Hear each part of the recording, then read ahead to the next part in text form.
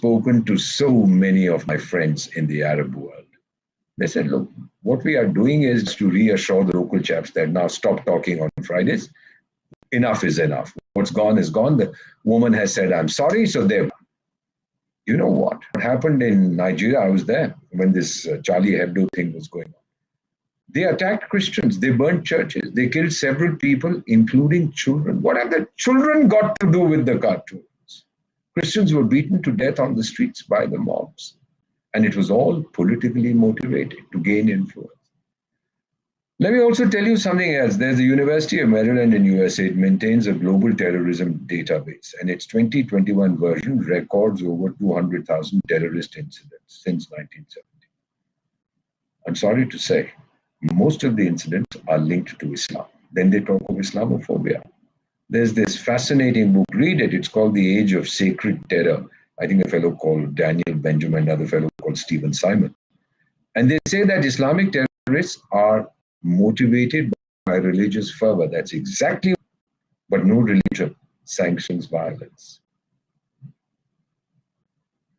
The attacks by Islamic radicals, they are not political or strategic, but they are an act of redemption, according to the book, meant to humiliate and slaughter those who defy the hegemony of their God.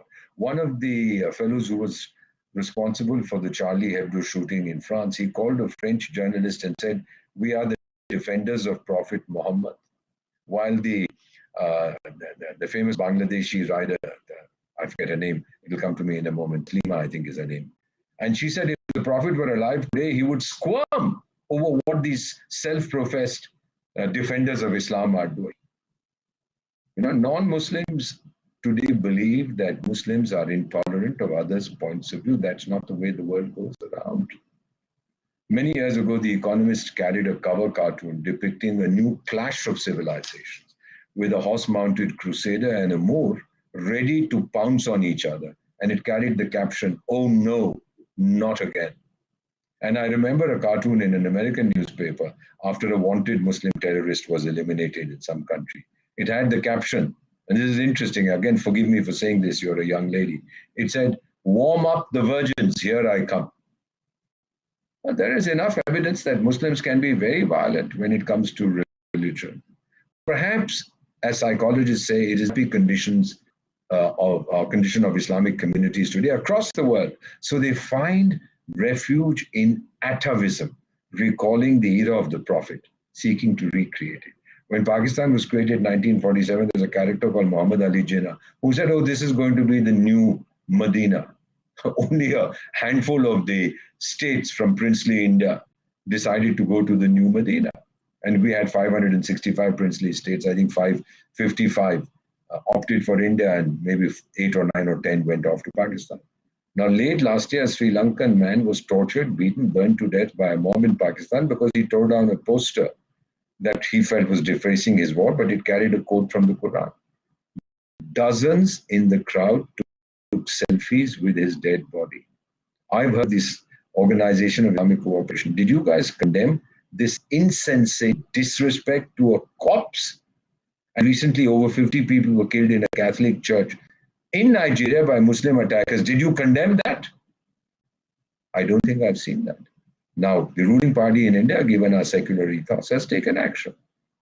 But these fellows who are screaming louder than the others, it's an opportunity to show Islamic solidarity, given the position of India in the world. The 57-member Organization of Islamic Cooperation, the second largest grouping of nations in the world after the United Nations. There are 2 billion Muslims in the world.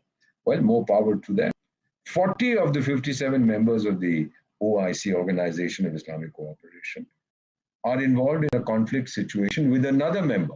You know, you have the Pakistan-Afghanistan conflict, both Muslims. Iran, Saudi Arabia, both Muslims. Yemen, UAE, and Saudi Arabia, both all Muslims. Sudan, Chad, both Muslims. In many ways, it's a house divided against itself. And then they start condemning what has happened and the insults to Muslims in India, etc. Who's telling you all this? We rejected it totally. And we said, look at the criticism that Pakistan is doing. It's ironical. Look at its own record with its minorities.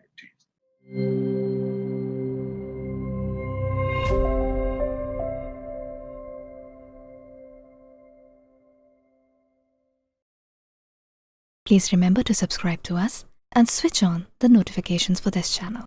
For our other social media links, more content, and to support our work, please visit citti.net.